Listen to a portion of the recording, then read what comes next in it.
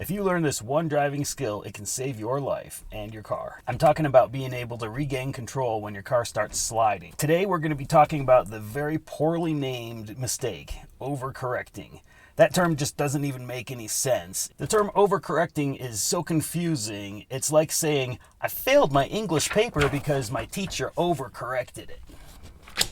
To avoid overcorrecting, you can't think about it as something that you have to avoid. If you try to not overcorrect, you're probably going to end up undercorrecting or overcorrecting anyway. And the word overcorrect makes people think that they should turn the steering wheel less, and that's usually not the case. The biggest problem in overcorrecting is people are too slow to do the second correction. They get the first correction and then they hold that too long. They don't return to center. And that's what I'm going to talk about. And sometimes you need to wrestle that steering wheel really fast. And just watch some rally car driving. They'll be turning that steering wheel. They'll correct so fast and then they'll turn it back just as fast. And controlling a slide is a skill that needs to be learned. A skill that needs to be learned through experience and practice. Just like riding a bicycle. If you give them some correct information, then they'll most likely be able to learn faster. And hopefully that's what we'll accomplish here. What is overcorrection? That's when you're too slow reacting to undo your first correction, which results in sliding in the opposite direction, usually worse than the initial slide. And in this video, we're going to analyze some examples and tell you what you should do instead. The first thing this guy did right was he turned in the direction of the slide. What he did wrong was he waited for the car to turn back the other way. And as soon as the car hooked up and started rotating back to the direction of the lane travel, it only had 90 milliseconds between the time the car hooked up and was traveling in the direction straight to the road. That's not enough time for anyone to react. 90 milliseconds is super fast. And most people need about 273 milliseconds on average for reaction time.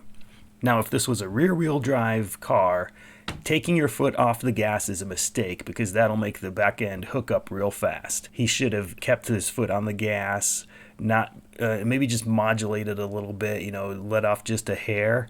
But if you keep your foot on the gas, then it'll delay how fast the back end hooks up, giving him time to correct the steering. This next guy seems to have it all together, controlling the slide great until right there he just loses it and goes all the way around. What happened? Right about here he should have turned his wheel back to straight, and then he would have probably continued straight, but he waited too long. He waited till the car was doing what he thought it would do. You have to anticipate it and turn back as it's coming back so that by the time the car is back to straight, your wheels are already straight. This next one I would call undercorrection. They hit the brakes, putting them into slide, but they failed to turn the wheels to correct the direction of the slide. Okay, you got this, A little more. Okay, now return to center. Oh, too slow. You didn't return to center quick enough. Now you're turning the other way. This next one is like the perfect accident. The driver does everything wrong at just the wrong time to hit that white car. First the slide happens, the driver corrects. Once the slide has already been corrected, the driver is still turning the wheel after the car is already straight. They were too slow on correcting the initial correction back to center. And they hit the brakes enough just at the wrong time to aggravate the slide.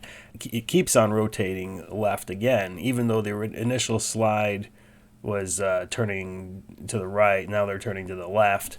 And then they release the brakes at exactly the wrong time to send the car right off the road into the white car.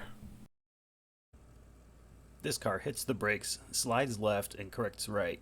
Like the others, fails to return to straight fast enough.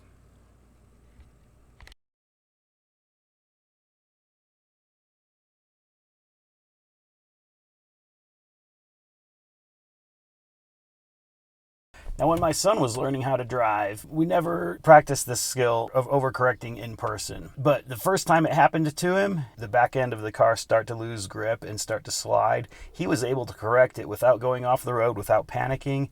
He just corrected it and kept moving on. So here's how my son prepared for that moment. He used a driving simulator on a computer. Most people would call it a racing game.